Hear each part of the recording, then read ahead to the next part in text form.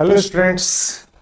आज हम लोग डिस्कस करेंगे वैलेंस बॉन्ड थ्योरी के अंदर फॉर्मेशन ऑफ टेट्रासाइनोनिक्लेट 2 आयन। Formation of tetracyanonickelate 2। टेट्रासाइनोनिक्लेट में Na के साथ में 4 साइनाइड लिगेंड अटैच रहता है, जिसको साइनो बोलते हैं, और यहाँ पर आपको 2 नेगेटिव चार्ज होता है। It means oxidation number of निकल यहाँ पे +2 है। तो निकल के पास एटॉमिक नंबर इसका 28 होता है। आप इसके कन्फिग्रेशन लिखोगे तो 4s ऑर्बिटल में 2 इलेक्ट्रॉन और 3d में 8 इलेक्ट्रॉन होता है। लेकिन जब ये कॉम्प्लेक्स फॉर्म करता है तो उसमें 2 इलेक्ट्रॉन को ये अपने आउटर सेल से लॉस करेगा, यानी कि Ni2+ के फॉर्मेशन के इसमें 4s ऑर्बिटल के इलेक्ट्रॉन को ये लॉस कर लेते हैं और 3d में इसके पास 8 इलेक्ट्रॉन है।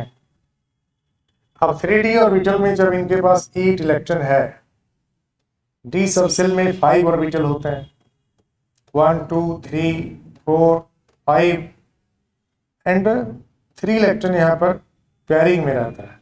टोटल नंबर ऑफ इलेक्ट्रॉन 8 हो गया। 3d8 कन्फिग्रेशन है। 4s वैकेंट है, 4p भी वैकेंट है। अब यहाँ पर ये स्क्वायर प्लेनर लाइक ज्योमेट्री बनाता है, क्योंकि इस कॉम्प्लेक्स का स्टडी किया गया। इसके स्टडी में पता लगा कि ये स्क्वायर प्लेनर लाइक ज्योमेट्री में होते हैं, जबकि यदि sp3 हाइब्रिडाइजेशन में ये जाता है तो इसका टेट्राहेड्रल ज्योमेट्री होना चाहिए, यानी कि सर्टेनली ये इनर सेल के d ऑर्बिटल का यूज करता है और स्क्वायर प्लेनर कॉम्प्लेक्स में चेंज करता है। तो 3d में जो इलेक्ट्रॉन यहाँ पर है, इस 2 इलेक्ट्रॉन को ये पेयरिंग करा लेता है। अब इस तरह से 2 इलेक्ट्रॉन को जब ये पेयरिंग करा लेगा, 5 ऑर्बिटल हैं टोटल, और पहले से यहाँ पर देखिए 3 ऑर्बिटल में पेयर्ड इलेक्ट्रॉन थे। 4th ऑर्बिटल और 5th ऑर्बिटल के इलेक्ट्रॉन को ये 4th ऑर्बिटल में एकोमोडेट कर लेता है, यानी कि इस दोनों इलेक्ट्रॉन को एक ही ऑर्बिटल में एडजस्ट कर लिया और एक d ऑर्बिटल जो 3d का है ये वैकेंट हो गया। इस तरह से 4s का एक ऑर्बिटल और 4p का 3 ऑर्बिटल अभी अवेलेबल है, लेकिन इसे 4 ही बॉन्ड बनाना है, टोटल 4 बॉन्ड ही बनाना है। तो 4 बॉन्ड बनाने के लिए अपने 1d ऑर्बिटल, 1 4s ऑर्बिटल और 2p ऑर्बिटल का ये यूज करते हैं। 2p ऑर्बिटल का यूज करते हैं, 1s ऑर्बिटल का यूज करते हैं और 1d ऑर्बिटल का यूज करते हैं। ये d ऑर्बिटल इनर सेल के हैं, क्योंकि आउटर सेल का 4s और 4p है, और इनर सेल 3d का ये 1d ऑर्बिटल ये यूज करेंगे। अब इस तरह से ये सभी ऑर्बिटल जब हाइब्रिडाइज कर जाते हैं, तो हाइब्रिडाइज करने के बाद आपको 4 ऑर्बिटल प्रोड्यूस होगा, जो सेम एनर्जी और सेम शेप का होगा। सेम एनर्जी और सेम शेप के 4 ऑर्बिटल ये बना लेते हैं निकल आयन, और उसके बाद ये साइनाइड के लोन पेयर के साथ में ओवरलैप करते हैं। साइनाइड का लोन पेयर कंटेनिंग ऑर्बिटल जब ओवरलैप करता है इन 4 ऑर्बिटल के साथ में, जो 4 ऑर्बिटल यहाँ पर हैं ये सभी वैकेंट ऑर्बिटल हैं, और ये स्क्वायर प्लेनर लाइक ज्योमेट्री में सेंट्रल मेटल एटम के अराउंड प्रेजेंट है। इट मीन्स निकल 2+ के अराउंड ये 4 ऑर्बिटल जो बना है, सेम कैरेक्टर का ऑर्बिटल है और सेम एनर्जी का ये सभी 4 ऑर्बिटल, लेकिन ये सभी वैकेंट। जब ये साइनाइड के लोन पेयर कंटेनिंग ऑर्बिटल के साथ में ओवरलैप कर जाते हैं, तो यहाँ पर बॉन्ड का फॉर्मेशन हो जाता है। ये सभी साइनाइड अपने लोन पेयर कंटेनिंग ऑर्बिटल के साथ निकल के इस dsp2 हाइब्रिड ऑर्बिटल के साथ ओवरलैप कर रहा है, और dsp2 हाइब्रिड ऑर्बिटल के साथ जब ये ओवरलैप कर जाते हैं तो यहाँ इलेक्ट्रॉन का पेयरिंग हो जाता है। 4 पेयर्ड इलेक्ट्रॉन इस ओवरलैप रीजन में आ जाता है, और इस तरह से आपको टेट्रासाइनोनिक्लेट प्रोड्यूस होता है। Na के साथ में आपको 4 साइनाइड अटैच हो गया, और क्योंकि ये स्क्वायर प्लेनर लाइक ज्योमेट्री में है तो आप इसको क्या बोलते हैं, स्क्वायर प्लेनर शेप का कॉम्प्लेक्स बोलते हैं, स्क्वायर प्लेनर कॉम्प्लेक्स बोलते हैं। और जब ये स्क्वायर प्लेनर कॉम्प्लेक्स बनेगा तो समझिए वहाँ dsp2 हाइब्रिडाइजेशन होता है। DsP2 हाइब्रिडाइजेशन के द्वारा ये स्क्वायर प्लेनर कॉम्प्लेक्स प्रोड्यूस करता है। नेट चार्ज कितना होगा? निकल पे +2 चार्ज होता है और साइनाइड पे -1 चार्ज होता है। 4 साइनाइड का -4 और निकल का +2 मिला के आपको 2 नेगेटिव चार्ज होगा। यहाँ पर कॉम्प्लेक्स में 2 नेगेटिव चार्ज एग्जिस्ट करता है। अब ये कॉम्प्लेक्स पैरामैग्नेटिक होगा या डायमैग्नेटिक होगा, इस बात को हम कैसे एक्सप्लेन करेंगे? अब देखिए, एक भी इलेक्ट्रॉन यहाँ जो डी में था पहले अनपेयर्ड, वो सब के सब यहाँ पेयरिंग में चले गए और ये कम्प्लीटली जब पेयर्ड इलेक्ट्रॉन वाले सेट बन गए हैं, जितने भी डी ऑर्बिटल है इनर सेल के, सब में पेयरिंग में इलेक्ट्रॉन है, एक भी अनपेयर्ड इलेक्ट्रॉन प्रेजेंट नहीं है, तो हम लोग इस कॉम्प्लेक्स को क्या बोलेंगे? Diamagnetic complex. मतलब ये कॉम्प्लेक्स मैग्नेटिक फील्ड से अट्रैक्ट नहीं होगा, तो हम लोग इस तरह के कॉम्प्लेक्स को क्या बोलेंगे?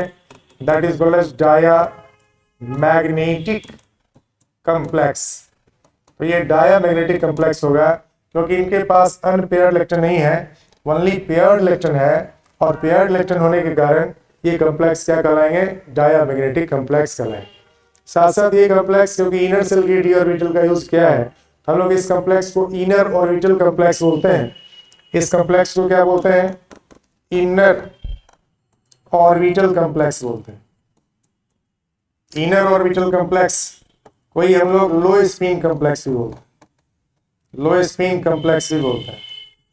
यानी कि साइनाइड आयन Cn- आयन जो है वह स्ट्रॉन्ग लिगेंड होता है, ये स्ट्रॉन्ग फील्ड लिगेंड होता है, जिसके प्रेजेंस में निकल DsP2 हाइब्रिडाइजेशन में जाते हैं और DsP2 हाइब्रिडाइजेशन में जाके ये स्क्वायर प्लेनर कॉम्प्लेक्स प्रोड्यूस करते हैं। It means low spin complex produce करते हैं और डायमैग्नेटिक कॉम्प्लेक्स प्रोड्यूस करते हैं।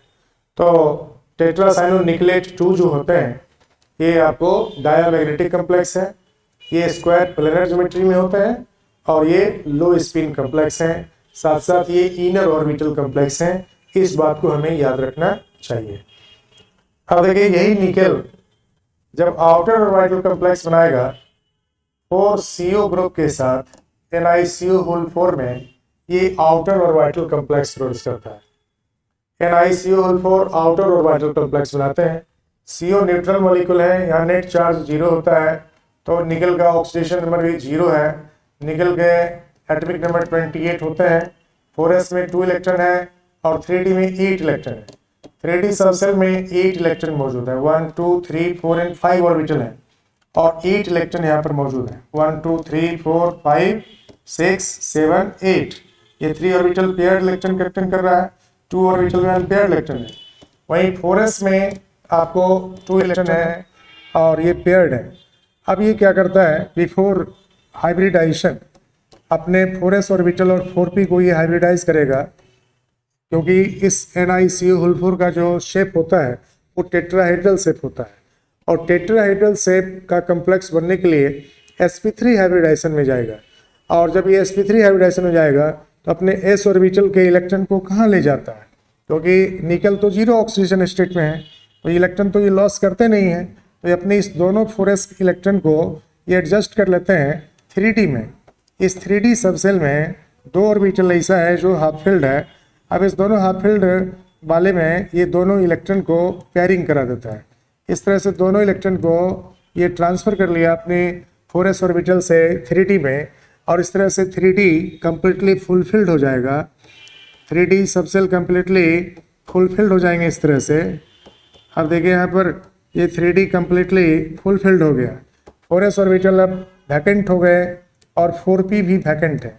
अब ये 4s का 1 ऑर्बिटल और 3p का 3 ऑर्बिटल, 4s का 1 ऑर्बिटल और 3p का 3 orbital, px py and pz जो 3p ऑर्बिटल होते हैं x एक्सिस y एक्सिस और z एक्सिस में, ये तीनों ऑर्बिटल और 4s का 1 ऑर्बिटल जब ये हाइब्रिडाइज कर जाएगा तो इनके हाइब्रिडाइजेशन से टोटल 4 ऑर्बिटल तैयार होंगे। आप इस ऑर्बिटल को क्या बोलते हैं? sp3 हाइब्रिड ऑर्बिटल बोलते हैं। और sp3 ऑर्बिटल का ओरिएंटेशन आप जानते हैं टेट्राहेड्रल लाइक ज्योमेट्री में होता है, तो टेट्राहेड्रल शेप के कॉम्प्लेक्स ये प्रोड्यूस करते हैं। अब ये जो sp3 ऑर्बिटल हैं ये टेट्राहेड्रल लाइक ज्योमेट्री में ओरिएंटेड रहते हैं। निकल के राउंड, ये निकल एटम में निकल एटम के न्यूक्लियस के राउंड कह सकते हैं, ये टेट्राहेड्रल ज्योमेट्री बनाते हैं। इस वैकेंट sp3 ऑर्बिटल ऑफ निकल एटम के और जो ओवरलैपिंग होते हैं वह कार्बोनिल ग्रुप, CO ग्रुप को कार्बोनिल ग्रुप कहा जाता है। कार्बोनिल ग्रुप के लोन पेयर के साथ में, लोन पेयर कंटेनिंग ऑर्बिटल के साथ में इनका ओवरलैपिंग हो जाता है और इस तरह से ओवरलैपिंग करके ये टोटल 4 CO के साथ में अटैच्ड हो जाते हैं और 4 CO के साथ में अटैच्ड होके ये कम्प्लेक्स जो बनाते हैं, इस कम्प्लेक्स को हम लोग क्या कहेंगे, Na के साथ में 4 CO का अटैचमेंट हो गया और ये टेट्राहेड्रल लाइक ज्योमेट्री में अटैच्ड है। टेट्राहेड्रल लाइक शेप में ये कम्प्लेक्स है। NiCO4 जो कम्प्लेक्स है, मतलब Na के साथ में 4 CO ग्रुप अटैच्ड है और ये न्यूट्रल कम्प्लेक्स है। NiCO4 कम्प्लेक्स होते हैं वह न्यूट्रल कम्प्लेक्स होते हैं। इसका नेम हम लोग क्या लिखते हैं, टेट्रा कार्बोनिल निकल 0, क्योंकि निकल का ऑक्सीडेशन स्टेट 0 है, इसलिए हम लोग इसका नेम लिखते हैं टेट्रा कार्बोनिल निकल 0। तो इस तरह से टेट्रा कार्बोनिल निकल 0 का फॉर्मेशन होता है और उसमें आपको sp3 हाइब्रिडाइजेशन होता है। जो हाइब्रिडाइजेशन इसमें हो रहा है वह sp3 हाइब्रिडाइजेशन हो रहा है। 1s ऑर्बिटल और 3p ऑर्बिटल जो निकल एटम के वैकेंट है, ये सभी हाइब्रिडाइज कर गए और 4 सेम कैरेक्टर और सेम एनर्जी का 4 ऑर्बिटल तैयार हुआ और इस 4 ऑर्बिटल के साथ में जब ओवरलैपिंग होता है CO ग्रुप के लोन पेयर कंटेनिंग ऑर्बिटल के साथ, तो 4 बॉन्ड यहाँ पे प्रोड्यूस होते हैं। यह कम्प्लेक्स भी डायामैग्नेटिक कम्प्लेक्स है, क्योंकि जितने भी अनपेयर्ड इलेक्ट्रॉन थे इसमें वो सब पेयरिंग में चले गए, सबके सब पेयर्ड इलेक्ट्रॉन कंटेन कर रहे हैं। जब ओनली पेयर्ड इलेक्ट्रॉन है तो फिर कम्प्लेक्स जो होगा, इस कम्प्लेक्स को हम लोग क्या बोलेंगे, that is called as diamagnetic complex. ये कम्प्लेक्स डायामैग्नेटिक होते हैं। तो आपको बताया गया वैलेंस बॉन्ड थ्योरी में कि how nickel form tetrahedral complex and how nickel form square planar complex.